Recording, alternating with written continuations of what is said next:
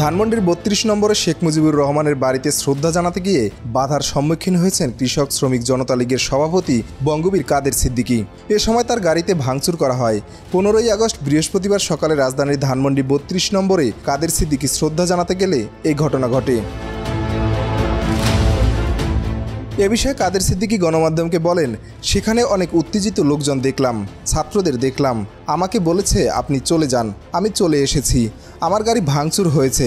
যাদের সঙ্গে কথা হয়েছে তারা কিন্তু সুন্দর আচরণ করেছে।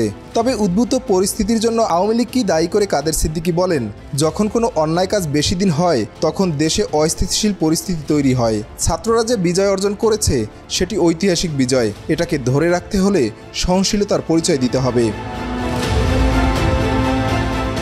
এ সময় দ্রুত পরিস্থিতি স্থিতিশীল করার উদ্যোগ নিতে সরকারের প্রতি আহ্বান জানান তিনি। সরকারি ছুটি এবং শোক দিবস এক নয় উল্লেখ করে কাদের সিদ্দিকী বলেন, সরকার বদল হলে ছুটি বাতিল হতে পারে। আওয়ামী লীগ এবং শেখ হাসিনার প্রধানতম ভুল ছিল গত ১৬ বছর রাষ্ট্র চালিয়েছে, কিন্তু বঙ্গবন্ধুকে দেশের বানাতে পারেনি, শুধু আওয়ামী লীগের বানিয়েছে।